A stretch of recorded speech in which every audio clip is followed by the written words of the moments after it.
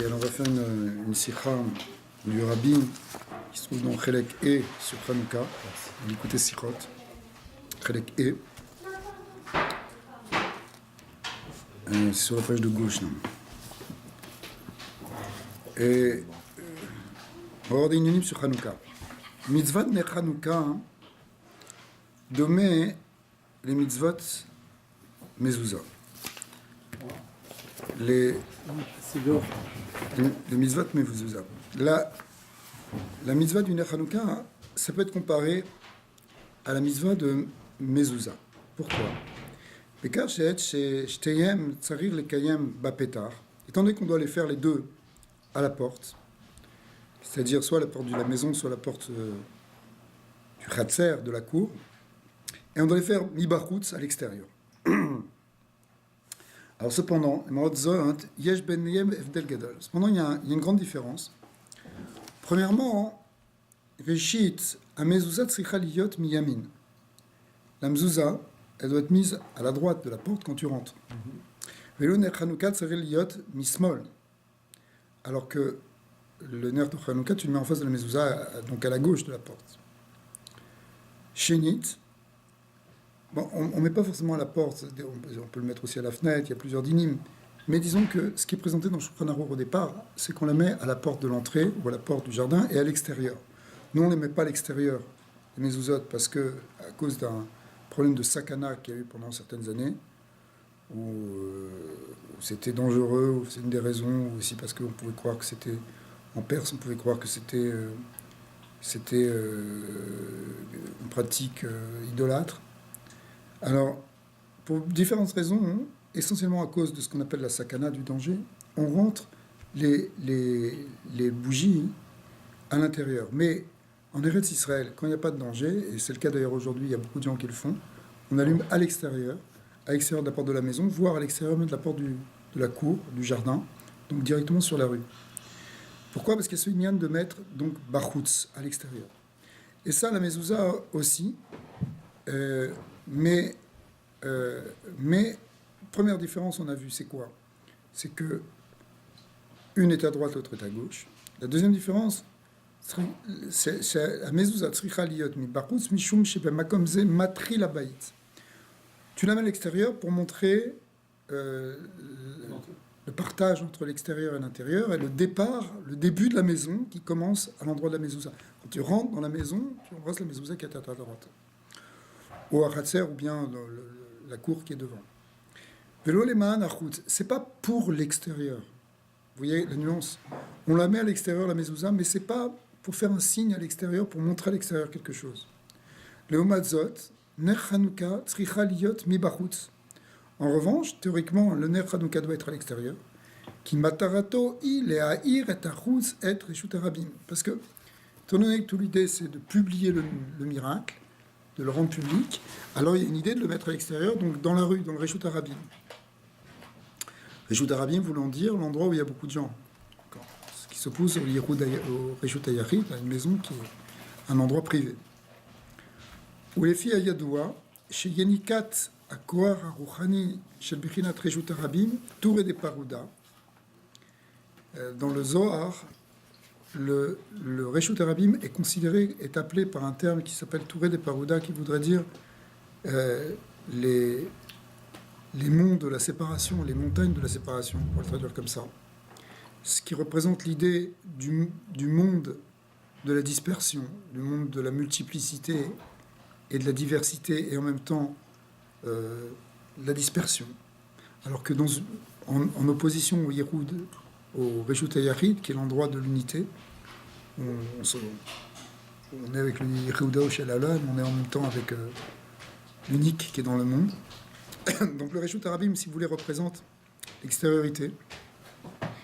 Et ça peut aller jusqu'à même la Sitracha, Imikav Small, et ça vient du côté gauche. Dans les Sphirot, le côté gauche, c'est lui qui crée la multiplicité. La droite représente au contraire l'amour qui unit, qui unifie. Alors que la gauche, qui est la Gvora, qui est comme le feu, ces Sphirot, tu les vois pas. Comme elles sont, pas quand tu les regardes. Quand tu dis à droite, c'est pas comme ça. Ça veut dire c'est comme ça. Ça, c'est un schéma, si tu veux. Enfin, c'est un schéma. C'est pas plus qu'un schéma, mais la symbolique de la droite, C'est le chesed. voilà, la symbolique de la droite, c'est le chesed. Ok. La symbolique Donc, de la c'est gauche, Gevura. c'est la gvura. Donc c'est la séphira de Révou. Voilà, et la gvura, hein, le principe de la gvura qu'on voit dans le deuxième jour de la création, puisque le premier jour de la création, c'est le chesed. Le deuxième jour, c'est la gvura, ça suit les séphirotes. Le premier jour, c'est le chesed, Vayomer Elokim Yeor, c'est l'épanchement de la lumière, c'est le don d'amour de la lumière, le don de vie. Alors que la gvura, qu'est-ce qui se passe le deuxième jour? Vayavdel, le kim, ben amaim, el maim, Dieu a séparé les eaux. Et donc c'est le principe de séparation. La séparation, c'est le contraire de l'union. Donc le Reshut Arabim, le monde extérieur, le monde de la rue, représente symboliquement ce monde de la dispersion et de la séparation. Alors que la maison représente au contraire le monde de la réunification. Ouais. À l'intérieur, on est tous sous un même toit. Dans l'extérieur, tout est ouvert. Alors, il y a une idée comme ça. Alors, c'est pour ça que la mezouza, la Hanoukia, on va la mettre du côté gauche. Justement, il va falloir éclairer ce monde de la multiplicité et ce monde de la dispersion. Sur les mitzvot Odbet, al mitzvot mezouza, neemar sheish kula kenegal kol mitzvot. On dit sur la mezouza qu'elle vaut toutes les mitzvot. Qui kolelet et kol mitzvot, parce qu'elle inclut toutes les mitzvot. Ouais. C'est marqué dans les Mefarshim, dans plusieurs endroits, que la mezouza, c'est une mitzvah. Il y a quelques mitzvot, si vous voulez, qui sont des mitzvot kolelot, qui incluent toutes les autres mitzvot, comme par exemple la Brit Mila, ou les tefilin aussi. On va voir après, on va parler des tefilin. Mais la mezouza aussi, c'est quelque chose qui est central, si vous voulez, dans la vie juive. Mikar Mouvan, chez Shnei Inyanim Elu, chez Bemitzvot Mezouza, Kamim Gam Bechol Mitzvot, Shere Apratim Domim Leklal. Alors, ce qu'on vient de dire sur la mezouza, qu'elle est à droite et qu'elle représente aussi ce chesed, si c'est une mitzvah qui est kolelette quelque part, toutes les mitzvot, elles ont un petit peu de cet aspect-là. V'achen anu roim legabe rov hamitzvot kikulan. Et effectivement, on voit sur la plupart des mitzvot que, Aleph, premièrement, Shen Srichot Liasod Beyad Yamin, on doit les faire, la plupart des mitzvot, elles doivent être réalisées avec la main droite. En général, pour un gaucher, sa main gauche est comme la main droite des droitiers, donc lui, il fera avec la main gauche. Mais sinon, on dit donc effectivement, il y a les mitzvot, elles sont faites avec la droite. Comme la mezouza qui est mise à droite, n'est-ce pas? Par exemple, même dans les corbanotes, si un korban n'a pas été fait avec la main droite, le korban il n'est pas souple. Ça va jusque-là. Même la tzedaka, il faut la donner de la main. Il y a un lien de donner la tzedaka de la main droite, de manger avec la main droite, de tenir avec la main droite quand on fait une bracha. Là, si on reçoit quelque chose de quelqu'un, main gauche ou... Non, pas forcément.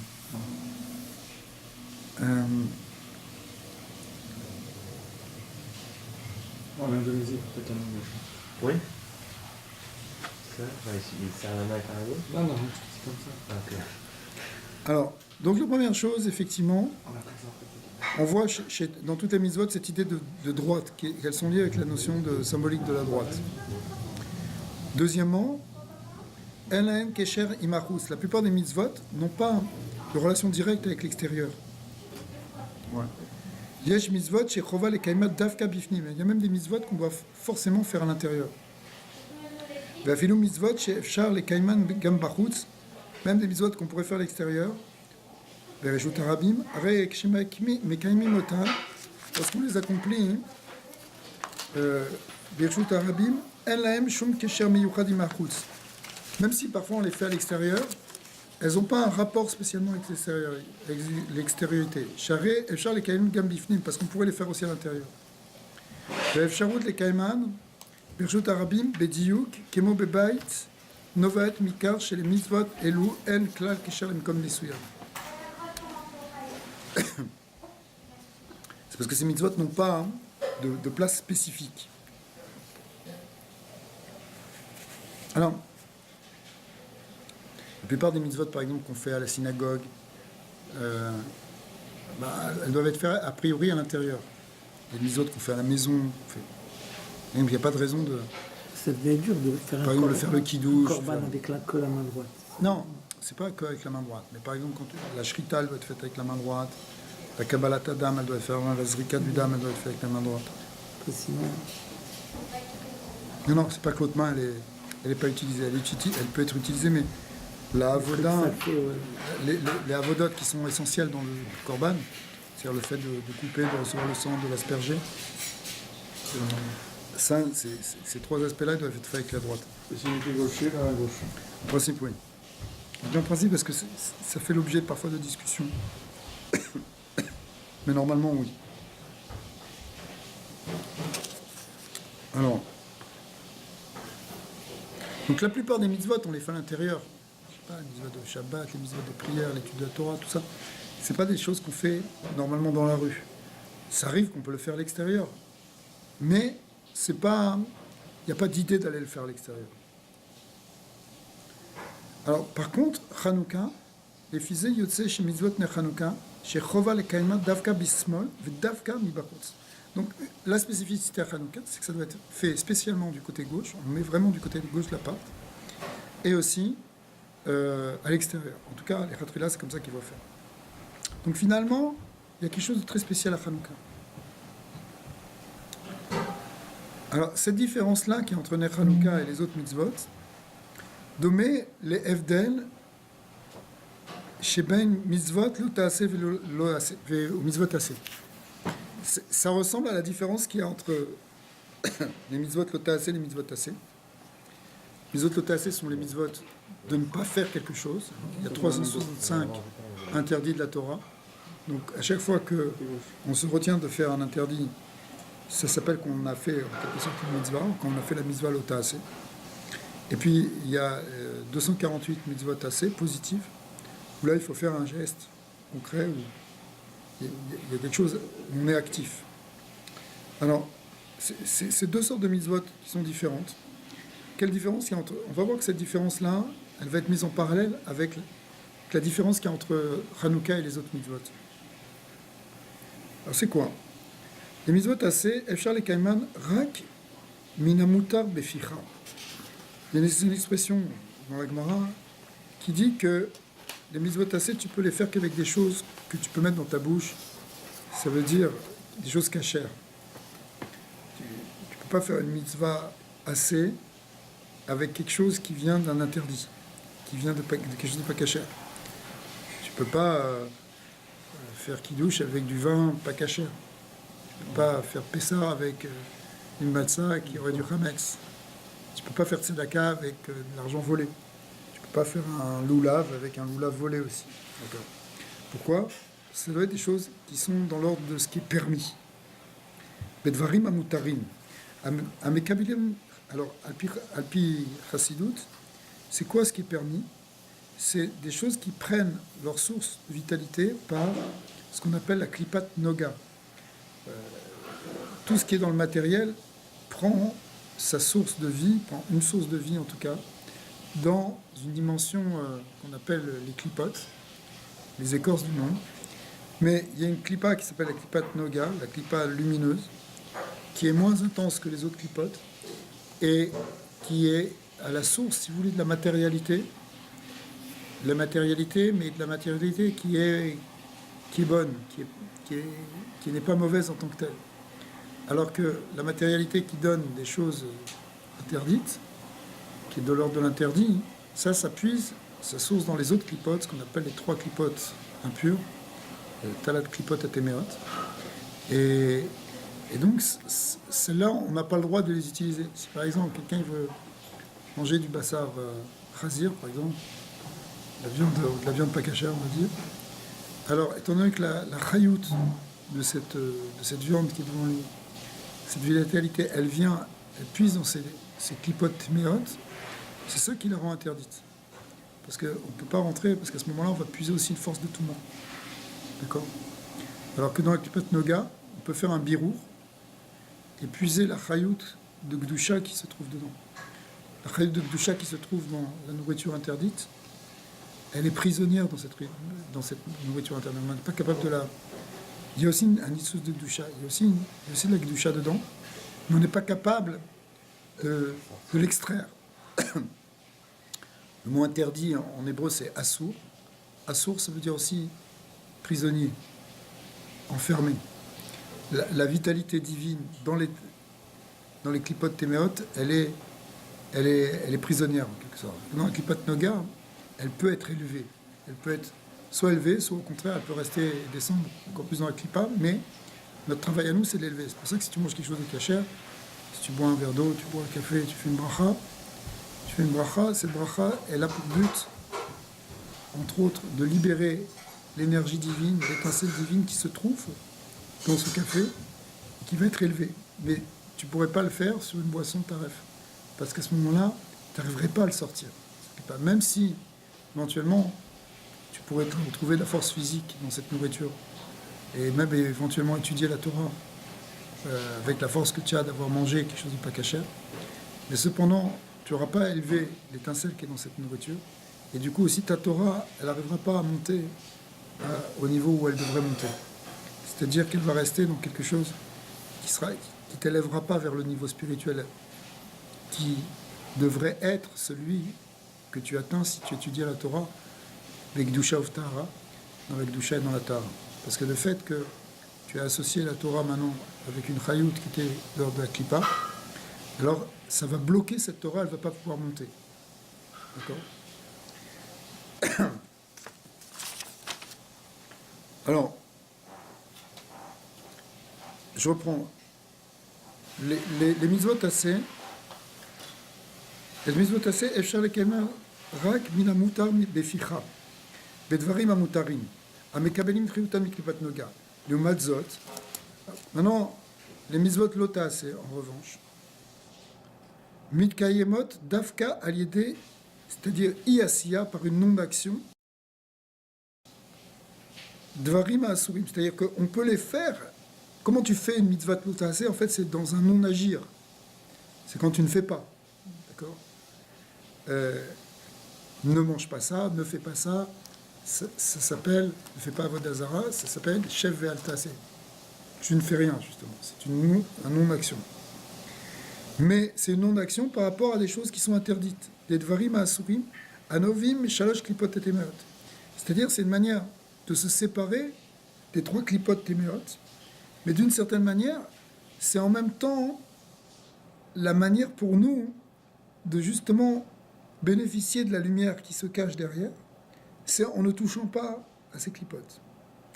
C'est-à-dire que, on explique dans la Kabbalah que quand on fait une mitzvah assez concrète, une mitzvah assez positive, on dévoile une certaine lumière qui est immanente dans le monde et qui va se révéler. Alors que quand on ne fait pas un interdit, c'est-à-dire on ne transgresse pas l'interdit, c'est-à-dire on accomplit en quelque sorte une mitzvah lota assez, on dévoile une lumière supérieure.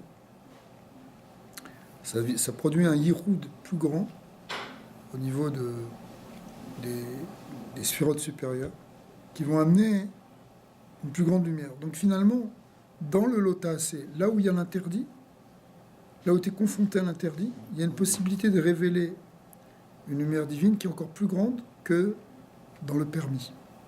Sauf que dans l'interdit, pour le révéler, c'est en ne faisant pas. D'accord ? C'est en ne faisant pas l'interdit, justement.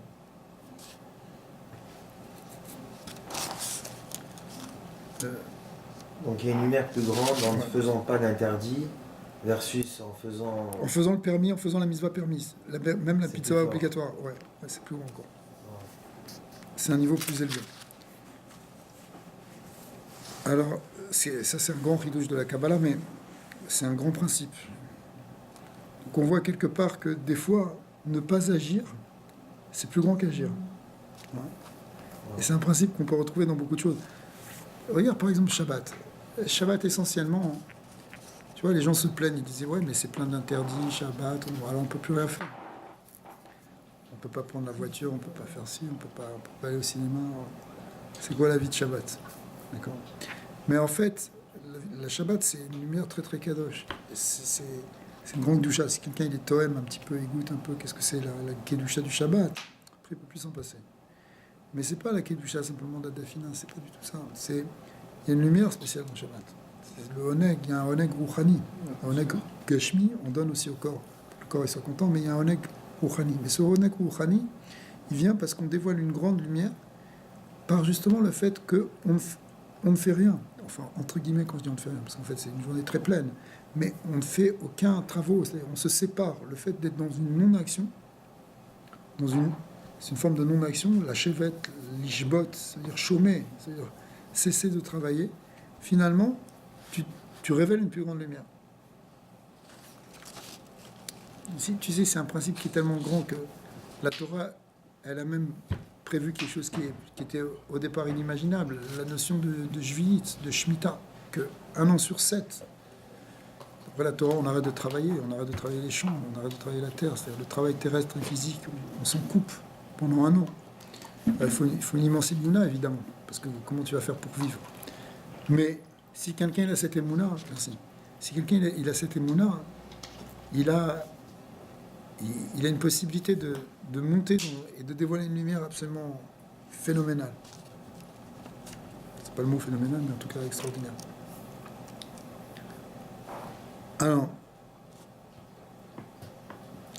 Alors effectivement, on explique à Pirasidut la chose suivante. Asiba lekar i aora elakim amagia al yede kiyum mitzvot aseh mitlabeshet bakli. Al-Pi Chassidut, Al-Pi Kabbalah, on explique que la lumière qui vient avec les mitzvot assez, quand tu fais une mitzvot assez, par exemple, tu fais un loulav, tu prends un loulav, tu sonnes le chauffard, d'accord, tu écoutes le chauffard, c'est ça la mitzvot assez, c'est d'écouter le chauffard. Et tu crées un keli par ton action ici, ton action c'est d'écouter, ton action c'est de secouer un loulav. Ça crée un réceptacle, évidemment subtil, pas quelque chose de physique, mais ce qu'on appelle un kli, un réceptacle, pour recevoir une lumière. Mais, parce que chaque action que tu fais crée un keli. Même aussi quand tu étudies la Torah, chaque lettre de la Torah que tu dis, ça crée un keli pour recevoir de la lumière. Voilà. Mais cette lumière-là, la lumière que tu reçois, c'est la lumière qui est capable de rentrer dans le keli. Alors que quand tu fais une mitzvah lotaaseh, tu te retiens d'agir, tu n'agis pas, alors qu'il y aurait un interdit, tu dévoiles une lumière qui est au-delà même du keli. Parce que tu ne fais pas de keli, mais c'est une lumière qui est pas limitée par un kli. Quand tu mets une lumière dans un réceptacle, par exemple, c'est une image évidemment physique, je ne peux pas mettre plus d'eau dans ce verre que ce verre ne peut en contenir. Mais si j'ai pas de verre, théoriquement, je pourrais mettre de l'eau partout. D'accord? Alors, la lumière qui est dévoilée avec les lotaaseh, elle transcende même la notion de keli. Elle ne s'habille pas dans un keli. Alors, la reine ou eneno, donc, dans les mitzvot tasseh, la reine ou eneno yachol, leagia limkom namuk biyoter, aledvarim ha'asurim, pardon. Donc, en fin de compte, ça peut atteindre quelque chose qui est beaucoup plus grand avec les mitzvot lotaaseh. On pourrait comprendre le contraire. Ouais. Pourquoi? Il y a plus d'infini dans le assez que le tassé, par exemple. Quand tu peux faire quelque chose, par exemple, que je fais une belacha pour manger, je peux avoir une kavana, par exemple, pour manger quelque chose de kasher. Je peux avoir une kavana, faire des permutations au moment. Il y a la mitzvah, tu vois, de faire la belacha. Donc, alors que quand je fais pas, s'il n'était pas kasher, je ne le mange pas, point barre. Mais tu pourrais faire aussi un léchem yichud pour ça. Ah bon? Ouais. Même pour ce qui est interdit. Mais on ne fait pas de belacha. Non. L'autre, elle a quand même encore l'avantage de la belacha. Donc C'est il y a ça, encore plus de lumière, non? C'est la bracha, c'est une amshacha de la lumière, justement, dans un keli. Tu crées un keli pour recevoir la lumière. Donc on n'a pas de belacha, c'est-à-dire qu'il n'y a pas de keli, donc la lumière est encore plus haut. fuse. Ouais, c'est encore plus haut.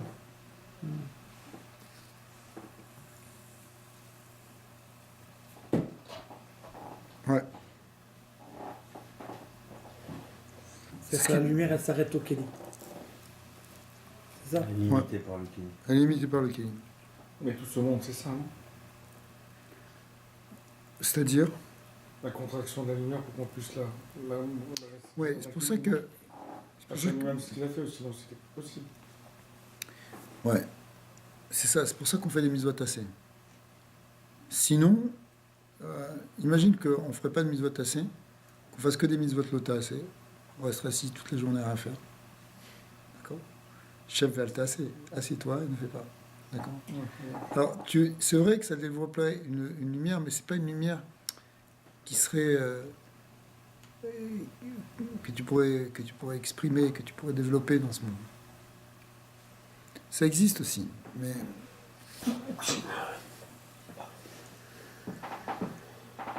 Vezou gam amala shel mitzvot ner Hanouka. Alors ça, on peut le voir aussi dans la mitzvah de ner Hanouka.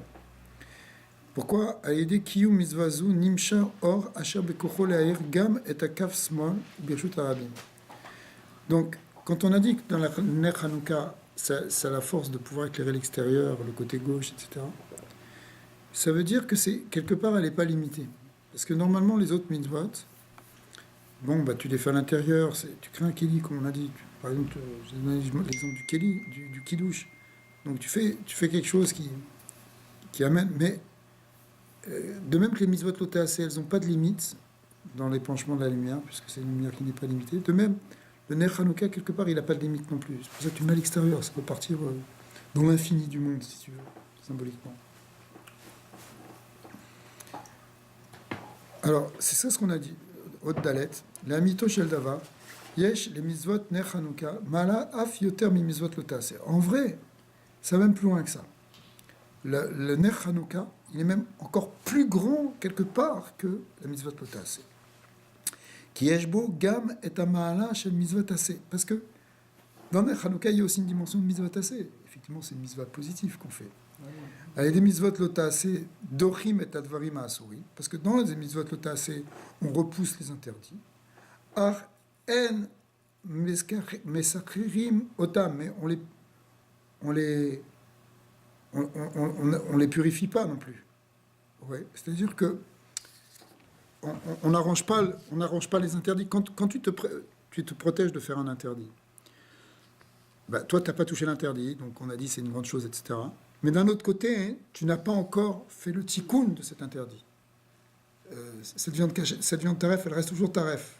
Elle reste toujours dans son état. Elle n'a pas changé. Quand tu fais une mitzvah tassé, tu élèves, non seulement tu t'élèves toi, mais tu élèves ce café. On a expliqué. Maintenant, tu manges une viande cachère, tu élèves l'étincelle et tu mets ta ken, le domaine de l'animal. Quand tu ne manges pas quelque chose de taref, toi, tu t'es préservé, tu as dévoilé une lumière, mais tu n'as pas transformé la chose. Tu n'as élevé aucune étincelle de doucha dans cet aliment-là, tu comprends? Il n'y a pas de transformation du monde. Alors que dans les Hanouka, comme on fait aussi une dimension aussi de mitzvot positive, alors aussi on transforme le monde en même temps. On transforme les choses. C'est bon ou pas? Oui, c'est bon. Mais vous avez dit que la lumière de Hanouka, c'est évidemment une mitzvah positive, mais Ouais. ça dépasse ça dépasse parce que c'est comme dans le lotassé. Le lotassé, c'est quelque chose qui n'a pas de limite dans l'épanchement de la lumière. Et Hanouka aussi. C'est pour ça qu'on peut l'allumer à l'extérieur. On doit l'allumer à l'extérieur parce que l'extérieur n'est quelque part. Voilà, il n'y a pas de Kéli. Tu vois. Mais en même temps, il y a aussi une dimension de mitzvah tassé, puisque c'est une mitzvah positive, Hanouka. Bien que ce soit une mitzvah des Rabbanan, mais c'est comme une mitzvah positive de Horaïta, c'est le même principe. Velu al yedin Hanouka, meirim et asmol, veta reshut harabim, mevin leidekar, shilachar mesirat rabim, masarta rabim beyat me'atim, yebe rabim ayu imadi. Dans la prière qu'on dit, on dit masarta rabim beyat me'atim. Tu as donné les nombreux dans les mains des moins nombreux, des peu nombreux. Ça fait référence au fait que les Hashmonaïm ont gagné contre les Grecs, qui étaient une armée très puissante et très nombreuse, alors qu'eux, ils étaient juste une poignée de combattants. D'accord ? Alors, il y a une idée dans ça, c'est que le Rabim, on retrouve ce terme de Rabim, de multitude, a été mis dans la main de la minorité, qui au contraire était attachée à l'unité. C'est-à-dire que, et après on dit, dans la suite de la prière, on dit, comme c'est marqué, Sheaf Reshut Harabim, Berabim Ayu Imadi. En fait, ça c'est un passouk dans Teilim, c'est le fameux passouk de Pada Beshalom, que Berabim Ayu Imadi, c'est-à-dire ce Rabim, il est venu maintenant avec moi. C'est-à-dire que, si vous voulez, le Rabbi ici explique que c'est pas simplement qu'on repousse les forces d'obscurité, c'est qu'on les transforme. Ce rabbin, il m'a dit, il est devenu avec moi. Il est venu. On a dit, Hanouka t'allume sur le côté gauche, t'allume dans l'extérieur, mais avec la volonté derrière de transformer ce côté gauche, de transformer cette extériorité. Ouais. C'est-à-dire que Hanouka, c'est pas simplement comme une mitzvot lotasé qui nous sépare du mal, c'est quelque chose qui vient transformer le mal en bien. Vous comprenez? C'est ça la force de Hanouka. Comme dans les mitzvot lotasé où il y a une transformation, il y a un birour, c'est-à-dire un éclaircissement, mais ça veut dire une amélioration de l'objet de la mitzvah. Ici aussi, l'objet de la mitzvah étant l'extérieur, puisque la mitzvah, c'est d'éclairer l'extérieur, c'est de publier à l'extérieur, c'est d'amener la lumière à l'extérieur. Donc il va y avoir une transformation, finalement, de l'extérieur. Ça, la force de Hanouka, c'est qu'une petite bougie, même petite, un petit peu de lumière, peut finalement arriver à transformer le monde entier. Un petit peu de lumière, c'est quelque chose qui est doré, arbé, qui repousse beaucoup d'obscurité. Et c'est ça tout le judaïsme. Mais en particulier, le nerf de Hanouka, c'est que nous, on allume notre lampe, on fait ce qu'on a à faire, et finalement, le monde se transforme peu à peu. D'accord ? Et avec évidemment l'idée que on va augmenter la lumière. C'est ça l'idée que chaque soir, on rajoute une lampe pour que cette lumière elle aille en croissant dans le monde. Mais ça commence par un peu, et puis il y a un miracle, c'est que ça grandit jusqu'à l'infini. D'ailleurs, c'est pour ça qu'on fait 8 jours, parce que 8, c'est après les 7 jours du temps, ça représente déjà l'infini. Le nerf de Hanouka, quand il commence à éclairer le monde, après il va et il grandit. Rabbi, tu devrais prendre un décongestion. Non, parce que ça me rappelle ce que j'avais au départ. Et après, c'est passé. Ça a l'air congestionné. On va le prendre, Hein je vais le Laisse pas traîner. On va le prendre tout de suite après le corps. Et je parlais d'un autre, petit, solide. Rabbi, je m'excuse d'interrompre, mais Ouais. comment alors il y a Beth Hillel, Beth Shammai, un il dit qu'il faut allumer en montant et l'autre en descendant? C'est très bien que tu poses cette question, parce que tout ça, effectivement, s'appuie sur l'idée de Beth Hillel. Nous, on fait comme Beth Hillel d'aller en descendant. Parce que quand L'idée- le Mashiach va venir, on va faire le contraire, c'est ça? Ouais, mais, Ouais. mais l'idée de Beth Shammai, C'est-à-dire qu'on va faire la loi comme Beth Shammai. Il lui a posé la Le question. monde sera déjà éclairé, alors. Où elle est sa logique? Voilà, parce que la lumière, j'ai la même lumière. il a une logique, Beth Shammai, c'est que... Peut-être d'éclairer du bas vers le haut et l'autre du haut vers le bas. Oui, ça revient aussi à ça. Hein. C'est l'idée que, au départ, pour repousser la lumière, il faut mettre beaucoup... Pour repousser l'obscurité, il faut mettre beaucoup de lumière. Et puis, au fur et à mesure que l'obscurité diminue, tu es moins obligé de mettre de la lumière. C'est comme prendre un exemple. Comment cette pièce? Je vais te prendre un exemple. Par exemple, si tu montes une compagnie, ouais, au départ, il va falloir que tu mettes beaucoup d'efforts. C'est au début. Ça va te prendre toute ton énergie. Puis au bout d'un moment, tu vas pouvoir un petit peu lever le pied. Jusqu'à un moment où finalement, ça tourne presque tout seul. Ouais. Pas tout à fait tout seul. Mais un petit peu, c'est-à-dire, normalement, il y a des choses, si tu veux, il y a aussi un principe dans la vie courante, qu'il y a des fois où il faut mettre beaucoup d'énergie au départ et moins après. Donc c'est ça que représente un peu Beth Shammai. C'est tout le temps, c'est comme l'accélération physique. Après, tu as Après, voilà. Après, tu as une vitesse constante. Ouais. En tout cas, tu es moins obligé de faire briller la lumière. Et ça, on le voit aussi, si tu veux, dans le judaïsme, au sens où, bien sûr, on ne fait pas comme Beth Shammai, mais au sens où, par exemple, la lumière des Tanaïm, on parlait des Tanaïm, Ouais. dans le cours. La lumière des Tanaïm était beaucoup plus grande que la lumière des Acharonim. Parce que eux, ils avaient... Mais en même temps, dans leur génération, il fallait que cette lumière-là, elle brille. Nous, maintenant, un petit peu de lumière, quelque part, un petit peu de lumière de Torah, aujourd'hui, est-ce qu'on peut comparer notre étude de la Torah avec l'étude d'un Tana, qui a vécu il y a 2000 ans? C'était... Maaseh Bereshit, il était devant lui, et le Maaseh Merkava, il vivait avec des malachim, ces gens-là. D'accord? ils ouvraient la Torah, on aurait peut-être même, on serait rentré sous la table si on avait écouté la shiur de Rabbi Akiva. D'accord. Pour donner une image. Donc nous, on est là, on puise quelques petits chidushim comme ça pour nous nourrir, pour nous éclairer. Donc quelque part, un petit peu de lumière, et on a besoin de moins de lumière d'une certaine manière qu'au départ. Mais en même temps, d'un autre côté, c'est un point de vue, c'est le point de vue de Beth Shammai, qui correspond à une certaine réalité, celle qu'on vient de décrire maintenant. Mais il y a une autre réalité, c'est que plus on s'approche en même temps vers la Géoula, et plus la lumière de Dieu doit rayonner justement Bachoutz à l'extérieur, elle doit briller de plus en plus. D'accord. Donc ça c'est l'idée de Beth Hillel. Hier j'étais dans un shiur avec les Bnei Noach, je parlais de ça aussi. C'était à partir d'un autre texte, mais ça reprenait la même idée. C'est que, tu vois, aujourd'hui, c'est incroyable, tu vois, on allume au Kremlin, on allume à Berlin, on allume dans des endroits où c'est absolument inimaginable d'allumer à un moment. D'accord ? Des allumages publics. Le Rabbi, il a lancé cette notion d'allumage public, ça n'existait pas avant. D'allumer des grandes Hanoukiot à Tour Eiffel, ou des choses comme ça. Ouais. Ou à Times Square. On a vu une chose pareille.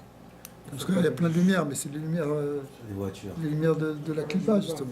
D'accord ? Maintenant, tu amènes la lumière de la Kedusha. Pourquoi ? Parce que, voilà, Trump, il a allumé, il a allumé, c'est rentré dedans, c'est un modèle, ça touche des gens, parce que le message de Hanouka, finalement, il est universel. C'est l'idée de la lumière d'Hachem qu'il faut amener dans ce monde. C'est quelque chose qui est vrai pour tous. D'accord ? Ce qu'ont montré les Hashmonaïm, ils ont commencé à le faire briller à cette époque-là. Mais ça va en grandissant jusqu'à aujourd'hui. C'est le monde entier qui va allumer Hanouka. Ok, pour l'instant, c'est encore que des Juifs, mais quand c'est le président des États-Unis qui le fait devant une télé et qui allume, c'est plus que simplement un petit truc dans un coin. C'est la lumière qui va en grandissant. Tu comprends ? Je ne sais pas si tu as vu ça sur Internet. J'ai vu sur Internet un rabbin qui disait que chaque pays, il avait un malach au-dessus de lui. Ouais. Et que le malach des États-Unis, c'était le pire, c'était celui du Samermet. Et que lui, il a vu la lumière de Mashiach. Il préfère se mettre maintenant avec les Juifs plutôt que contre. Et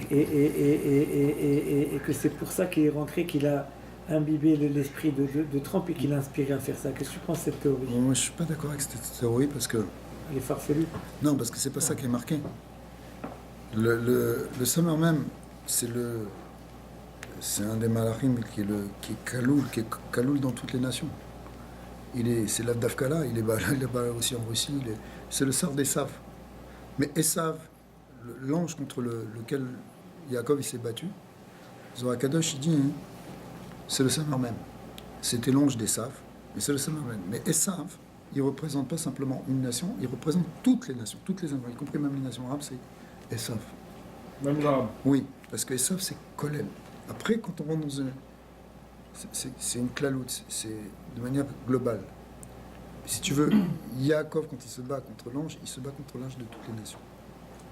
Ouais, l'ange tutélaire de toutes les nations. C'est pour ça d'ailleurs qu'il lui demande, à la fin, il lui demande quel est ton nom. C'est Yaakov qui demande ça.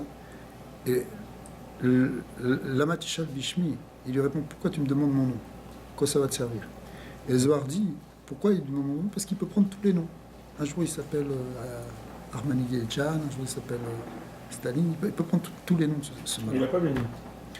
Non, la bénédiction qu'il lui a donnée, c'est qu'il lui a donné le nom d'Israël. C'est-à-dire qu'à la fin, les nations, elles doivent nous reconnaître comme Israël. C'est-à-dire comme justement le Bechor. C'était ça l'enjeu qu'il y avait avec Esav. Esav, il ne voulait pas qu'on soit le premier-né. Mais à la fin, Israël, ça veut dire l'Irosh, celui qui est au roche, celui qui a la tête, celui qui est le Bechor. Donc quand les nations, elles nous reconnaissent comme le frère aîné, à ce moment-là, c'est Mashiach. Ça va dépendre de nous aussi. Mais, donc, non, moi je ne suis pas du tout d'accord avec cette histoire-là. Ça ne vient pas du Samar même, ça vient de l'Ashgacha. Ce qu'on est en train de vivre aujourd'hui avec Trump qui est tellement pro-juif et qui est tellement pro-Israël, c'est un chesed d'Akadosh Baruch Hu. C'est Hachem parce que derrière les malachim, ce n'est pas les malachim qui dirigent, attention. Ceux qui te disent, c'est vrai qu'il y a des sarim, des princes tutélaires de chaque nation qui sont là. Mais ces princes-là sont dans les mains d'Akadosh Baruch Hu. C'est lui qui lève sarim, Beyad Hashem. Le cœur des princes est dans les mains de Dieu. Et c'est expliqué sur ces sarim-là, ces anges-là. Donc en réalité, le rabbi il a dit que Amérique, ça correspond à ce qu'on appelle Malchut Shel Chesed. C'est-à-dire c'est une Malchuyot qui est du côté du Chesed. Dans le Chesed, il peut y avoir aussi des inconvénients, c'est sûr.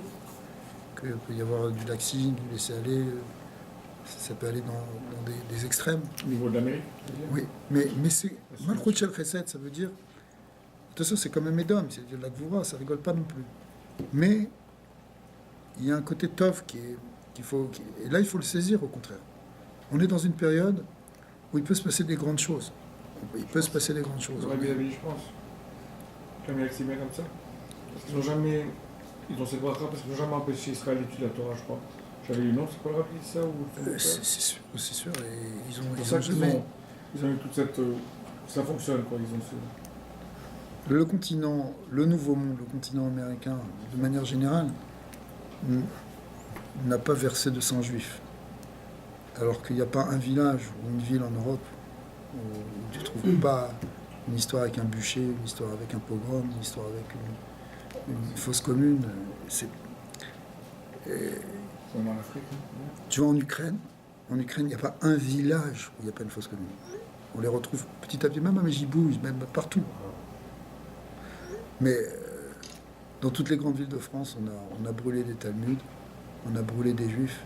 Il n'y a pas une. Strasbourg, Paris, Lyon, tout où tu veux. Tu comprends? Et ça, c'est vrai en Angleterre, c'est vrai en Espagne, c'est vrai dans tous les pays. C'est vrai aussi dans les pays d'Afrique du Nord. Bien sûr, même au Maroc, partout. D'accord? Donc, c'est vrai que le Nouveau Monde, le continent américain, il n'y a pas eu ça. Donc il y a quelque chose de différent ici. Ouais. Et forcément, quelque part, la Géoula, elle doit aussi venir d'ici. Elle doit aussi venir de cet endroit-là. C'est pour ça que le Rabbi a dit que la Torah, c'est ce qu'on appelle le Chassid Kadour Tarton. Nous, on voit le pôle nord et le pôle sud habituel par rapport au nord et au sud, mais il y a une autre vision de la Torah où on place la partie supérieure de la terre, non pas au pôle nord, mais au niveau d'Eretz Israël, puisque c'est Eretz Israël qui, d'après le Midrash, est à l'origine de tout le Kadour Haaretz, le Kadour, parce que la terre a toujours été vue par les Chachamim comme une sphère. Donc, Kadour, c'est une boule, une balle. Alors, maintenant, le pôle supérieur de cette balle, si vous voulez, de cette sphère céleste, de cette sphère terrestre, il est au niveau de Yerushalayim, justement. D'accord? Au niveau du Beth Amikdash. Et donc, l'Amérique, elle se trouve dans la partie inférieure de la Terre. Ce qu'on appelle... Parce que si tu le vois comme ça c'est que tu le vois ouest et l'est. L'antipode. Mais maintenant, c'est l'antipode. Donc, l'Amérique, maintenant, elle se trouve dans Chatsi Kadour Atarton, la moitié inférieure de la sphère de la Terre. Et le Midrash dit que quand il y a eu Matan Torah, le son de la Torah, la voix de la Torah, elle s'est répandue sur toute la Terre. Mais en fait, pas sur toute la Terre, seulement sur le Chatsi Kadour à Elion, sur la partie supérieure de la Terre. Et en bas, il n'y a pas eu Matan Torah. C'est-à-dire qu'en Amérique, on n'a pas entendu la Torah. Et donc maintenant, il fallait que les Juifs ils partent aussi en Amérique. Donc depuis Christophe Colomb, il y a des Juifs qui sont venus, peut-être Christophe Colomb c'était lui-même un Juif, un Maran. On est venus ici dans le Chatsi Kadour à Tarton, dans l'endroit qui n'avait pas été éclairé par la lumière de la Torah, pour amener la lumière de la Torah ici, et de là rebondir sur le monde entier. C'est pour ça que, d'une certaine manière, New York est devenu un des centres de la Torah. D'accord. Yerushalayim, ça a toujours été un centre de la Torah, dans tous les temps. J'ai jamais entendu. C'est le rabbi qui expliquait ça. Incroyable. Ouais. C'est pour ça qu'il est à New York. Il est allé à New York, et de là, ça doit rebondir pour le monde entier. Effectivement, on voit que c'est devenu un centre de diffusion. C'est-à-dire que justement, la Torah du rabbi, elle est repartie de là, comme ce qu'on appelle, dans la symbolique kabbalistique, ce que le rabbi appelait le Or Roser. la lumière réfléchie. Il y a la lumière incident, et le rayon incident de lumière. Mais pour qu'elle soit complète, la lumière, il faut aussi qu'elle soit réfléchie. C'est toujours à deux. Et la réflexion, elle doit venir du point le plus bas, d'une certaine manière, dans le Khatsikadura Tarta, pour rebondir après dans le monde entier. Et à ce moment-là, finir la lumière de la Torah. Et donc, alors c'est pour ça que ça devient un centre de diffusion à partir de ce degré le plus bas. Alors, ouais. Alors je peux vous C'est commenter une ça. belle explication, ça, tu m'as jamais dit. C'est peut-être, mais... Pas le radis de Catania. Ah, C'est l'opposé. ouais, Donc c'est pour ça que, faire cette lumière. c'est pour ça que l'Amérique, bon Hachem jusqu'à présent, Le rosaire à... jusqu'à présent, c'est sûr, bon, c'est pas, attention, on n'est pas en train de dire que l'Amérique c'est le Gan Eden absolu, mais c'est sûr que par rapport à ce qu'on a vécu en Pologne, en Russie, ou même ce qu'on vit en France encore aujourd'hui, je veux dire, c'est complètement aberrant, mais il faut le dire, c'est complètement différent. D'accord. Et,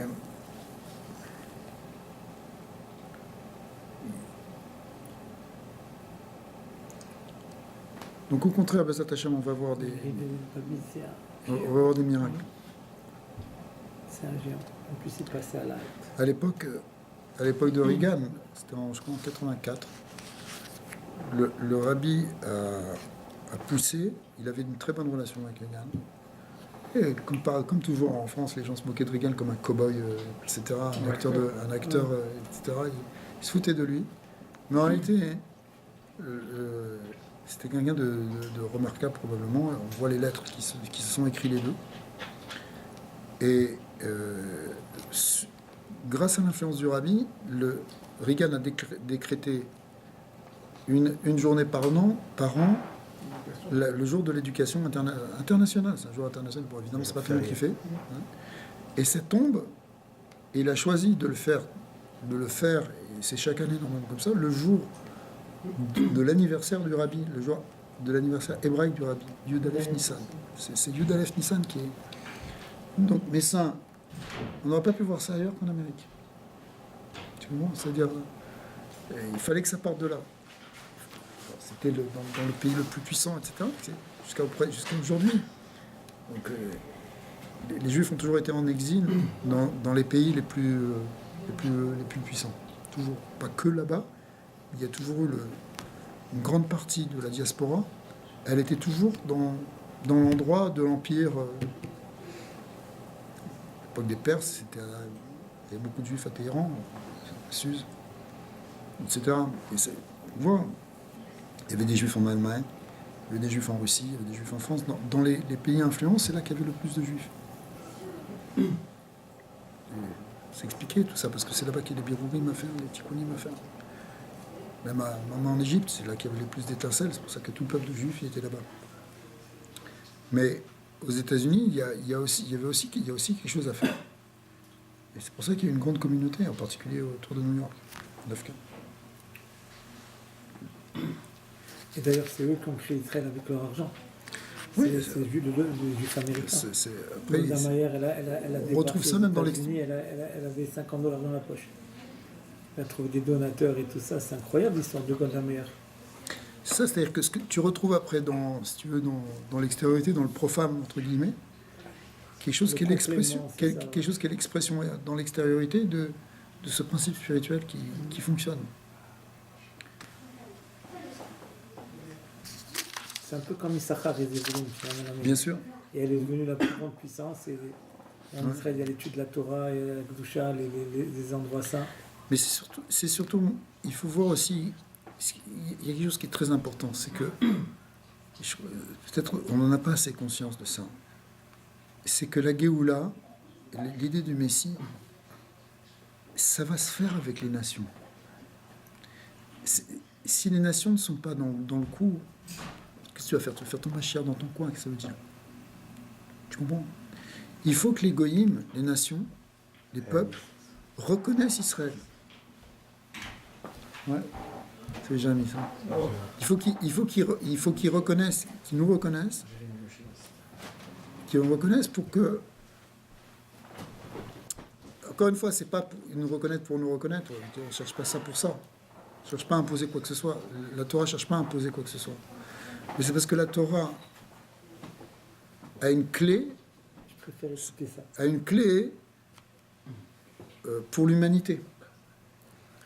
Tout ce qu'on voit là en ce moment entre Yosef et ses frères, c'est une préfiguration en même temps de ce qui se passe entre les nations et Israël.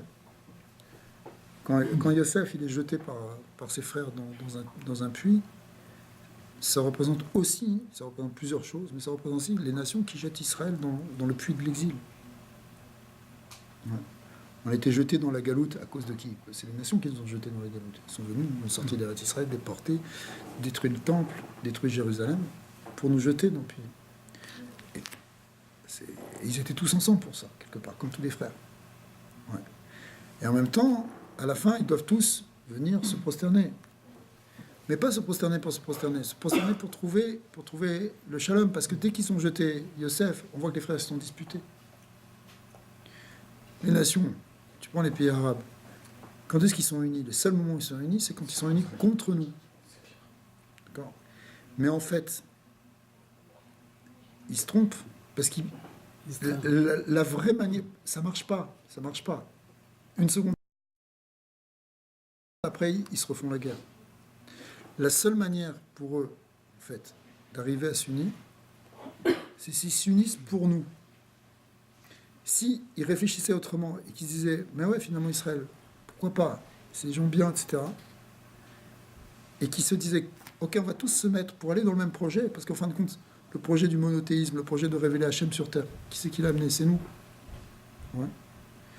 Ok, si on prenait modèle sur eux, si on prenait exemple sur eux, même à des niveaux politiques, à des niveaux économiques, dans tous les niveaux, ils pourraient prendre technologique, ils pourraient prendre modèle sur nous.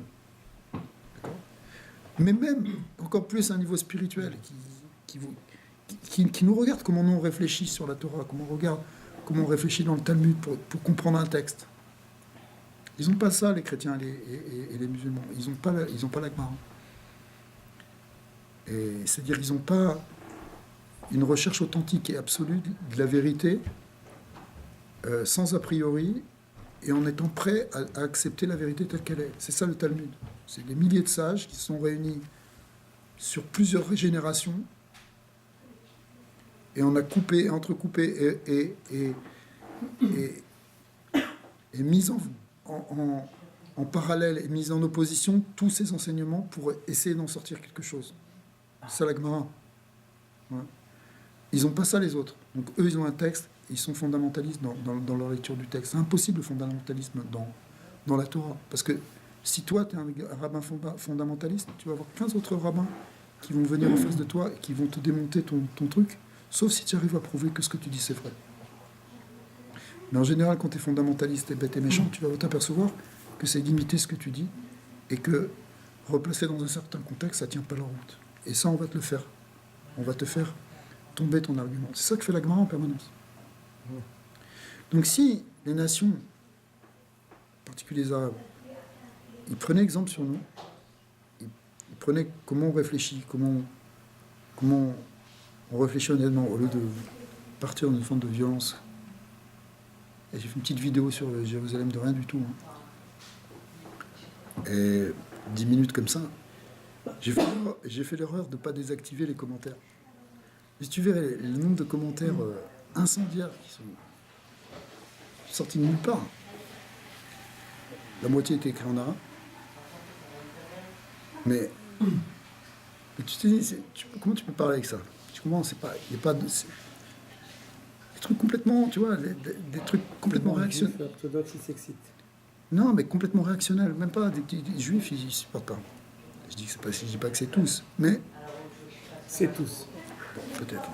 Alors, en tout cas, voilà, c'est le contraire. C'est-à-dire que Israël, on est le phare des nations. Comme Yosef, c'est lui qui va être le phare pour ses frères. Parce qu'il c'est un tzaddik qui est à un autre niveau. Alors, c'est ça qu'on se fait aussi avec Hanouka. C'est-à-dire, Hanouka, on ne vient pas imposer, on va dire, on va transformer le monde et on va détruire tous les autres et tous les infidèles. Ça n'existe pas ce mot infidèle dans la Torah. D'accord ? Personne qui est infidèle.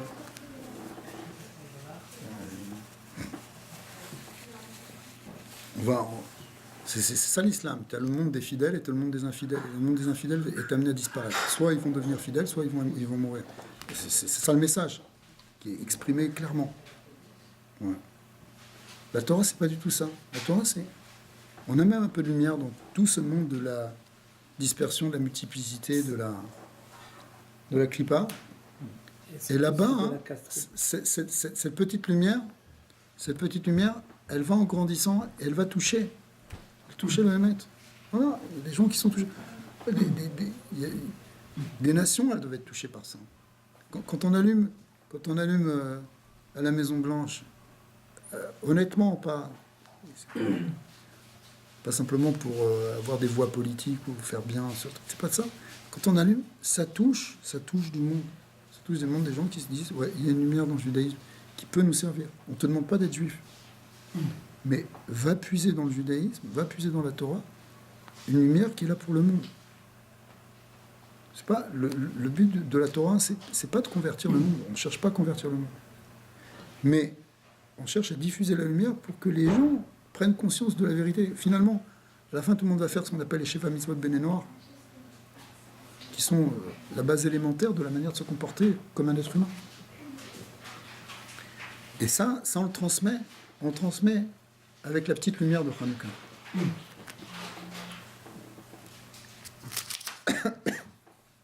Ok, alors. Donc on voit que le Ner Hanouka, pour faire court cette idée, non seulement, c'est pas qu'il repousse les forces de Touma, c'est qu'en même temps il les transforme. C'est une force d'éclairer, de transformer le monde, d'influencer positivement, mais pas d'influencer par une propagande, d'influencer par une prise de conscience, comme quelqu'un qui voit plus clair. La lumière de Hanouka, elle est claire pour qu'on y voit plus clair. On arrive à la lettre E, et où là le rabbi va mettre en parallèle la mitzvah de Hanouka avec la mitzvah de Tfilin. Et on va conclure là-dessus. Alors il dit Yadwa Shishva mitzvot de Rabbanan vener Hanouka betochan novot mitzvot Torah. On sait que toutes les mitzvot, y compris les mitzvot de Rabbanan, et Hanouka ça fait partie des mitzvot de Rabbanan, elles viennent des mitzvot de la Torah. Mikar Mouvan, Shebe mitzvot Torah, yesh mitzvah ameira et asmol ve et reshut arabim, domé les mitzvot ner Hanouka. Donc en fin de compte, il y a aussi toute cette dimension-là dans les mitzvot, aussi de briller du côté gauche, du côté comme la de Ner Hanouka. La mitzvah à Keshura l'esmol, il mitzvah tfilin. La tfilin, les tfilin, on a dit que la plupart des mitzvot sont liés avec la main droite, le côté droit. Mais tfilin, où est-ce qu'on le met? Sur le bras gauche. Ce qu'on appelle dans la Torah le yad ka, la main faible. Ou bemi uchan, les filles, à me voir, chez Anachat Vinin al yad small, ikede likshor et yetzera chez Balev. On sait que la tfila chez le yad, le tfilin qu'on met sur le bras, on le met juste en face du cœur. Et on dit pourquoi on le met du côté gauche? Pour contrôler le yetzera qui se trouve du côté gauche du cœur. Vous me suivez? Parce que elle aussi, pour que le yetzera lui-même il soit soumis au divin, parce qu'il y a le nom d'Hachem qui est marqué dans les tefilines, il y a la parole de Dieu, elle doit venir soumettre à la force divine le yetzera. Donc c'est pour ça que c'est la raison profonde pour laquelle on met les tefilines sur le bras gauche. Ou les fisei yotse chez aliédé à tefilin meirim afet sada smol kebener Hanouka. Donc c'est vraiment un point commun avec Hanouka, de même que Hanouka on le met à gauche pour transformer la gauche, transformer l'extérieur, transformer l'obscurité du monde. Même chose aussi, les tefilin, on le met du côté gauche pour transformer l'obscurité de notre cœur, si vous voulez. Vekar gam les gabet tefilin shel roche, mais même, tu pourrais dire, oui d'accord, mais les tefilin shel roche, mais même les tefilin shel roche, les tefilin qu'on met sur la tête, tzrichim liyot megoulim, marqué dans la Gemara, ça qu'ils doivent être dévoilés. Il ne faut pas les couvrir. Bien qu'à Kabbalah, on a tendance à les couvrir parce qu'il y a une kavana pnimi. Mais le pshad qui est marqué, Kede leavi l'idée, uru kol ameh aretz ki shem Hashem nikra lecha veiru mimcha. que tous les peuples de la terre verront le nom d'Hachem qui est appelé sur toi, puisque c'est ça que représente les tefilines. Tu portes le nom de Dieu sur toi. Veyiru mimecha, et ils auront peur de toi, ils te craindront, ils te respecteront. Quelqu'un qui voit des tefilines tient un respect. À propos du fait de couvrir ou pas découvrir, pour ça il faut que ce soit découvert. Donc, Kelomar, Tachlitam, il est galot et elokut, af le amearetz. Donc on voit que le but des tefilines, c'est pas simplement pour toi, c'est aussi pour dévoiler au peuple de la terre, ou les HPLM, les Agia, les Veirou, pour qu'ils atteignent aussi la crainte, la Yirat Hashem en fait. Pour dévoiler Yirat Hashem dans le monde, tu montes les tefilines. Le Rabbi dit, si on veut être aussi Yotzei Pi Kabbalah, et c'est comme ça qu'on fait chez Chabad, on couvre les tefilines, mais on ne les couvre pas complètement. C'est-à-dire on couvre la partie supérieure, mais la tefiline, le boîtier noir, il reste visible. Comme ça, on est Yotzei à la fois de Viru Minka, qu'ils vont te voir, etc. Et en même temps, il y a le concept de la Pi Kabbalah que le talit, il représente le niveau de Keter, qui est un or makif, qui recouvre les mochim, qui est le lien des tefilines, qui est Bichinat Chabad. Les tefilines, c'est Chorma Bina Da'at. Il y a 4 parachutes qui correspondent à Chorma, Bina et Da'at, qui se divisent en deux, côté Chesed et Gvura. C'est ça les 4 parachutes. Donc il y a une... Ouais, parce que Chabad, c'est en fait le Da'at, comme il vient de Chorma et Bina, il a un côté Chesed et un côté Gvura. Donc ça s'appelle Chasadim ou Gvurot de Da'at, pour ceux qui aiment la Kabbalah. Alors, d'après le Harizal, étant donné que le Talit Gadol lui correspond au Or de Keter, qui est un Or Makif, il faut qu'il soit au-dessus du Talit, au-dessus du Tfilin, parce que Keter est au-dessus de Chabad, Chorma Binadat. D'accord.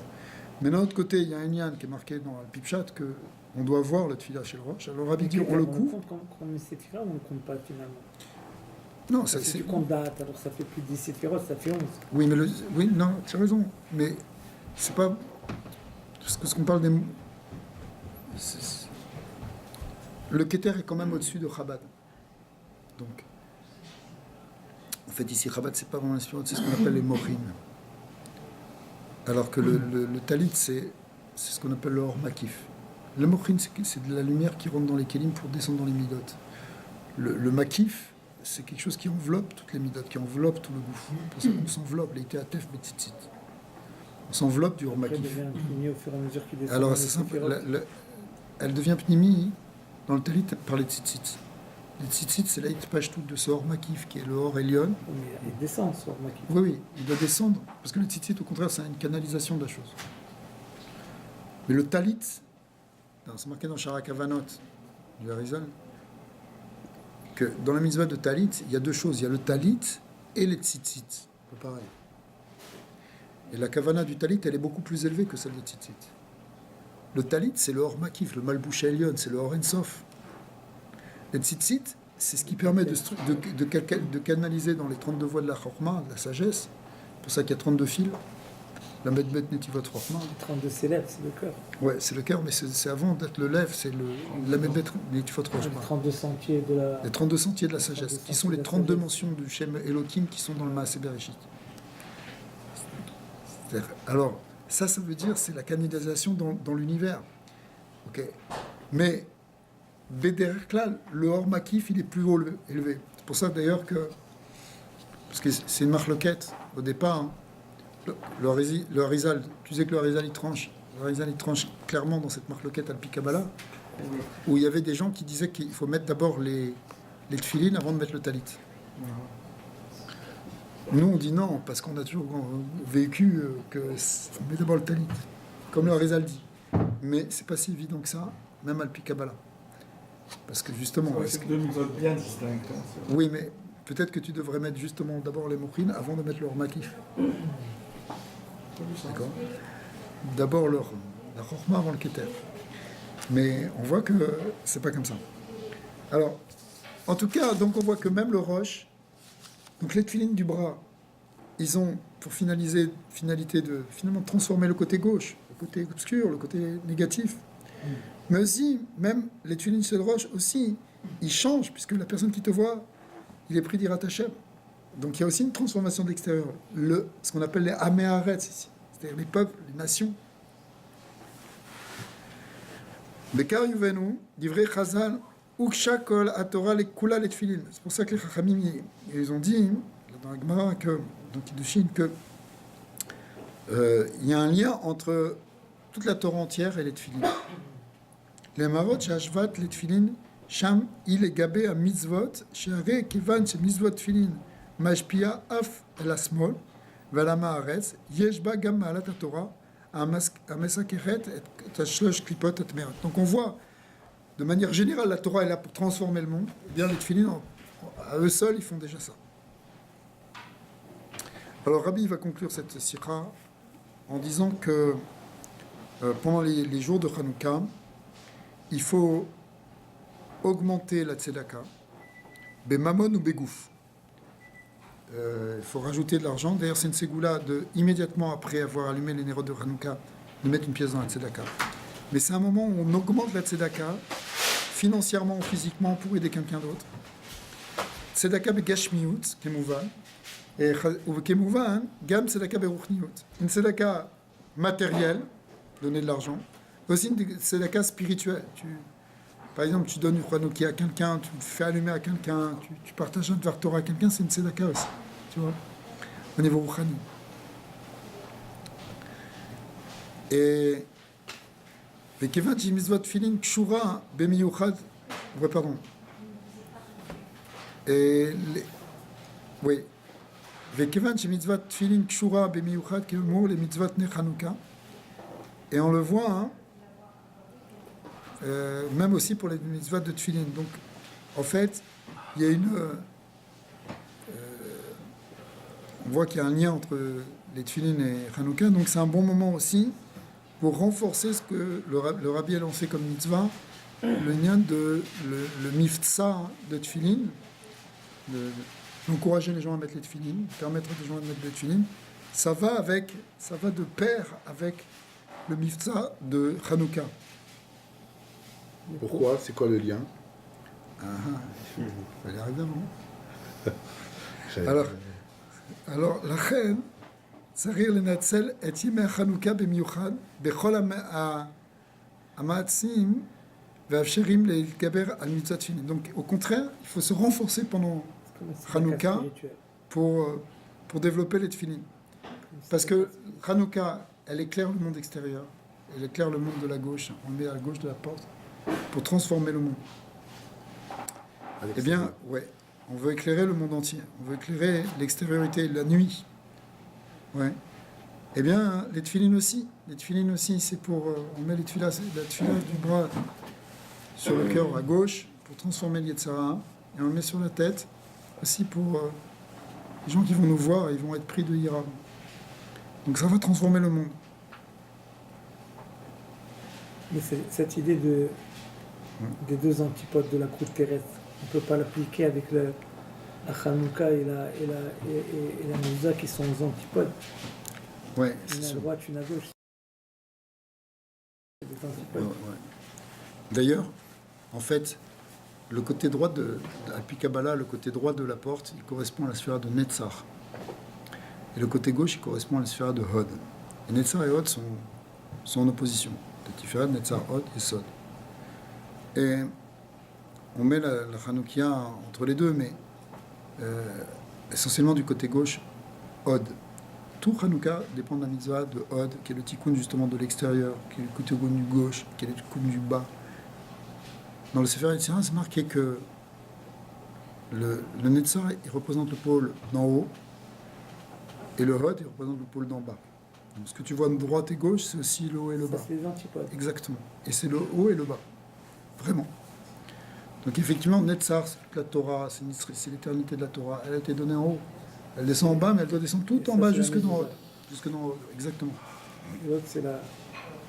Absolument, ça correspond exactement à ça. Et il faut que ça descende de Hod pour que de Hod ça remonte après. Par la Hoda. Comment on fait ça? Par le Hallel et la Hoda. Quand on loue Hachem, on fait tout remonter à Dieu.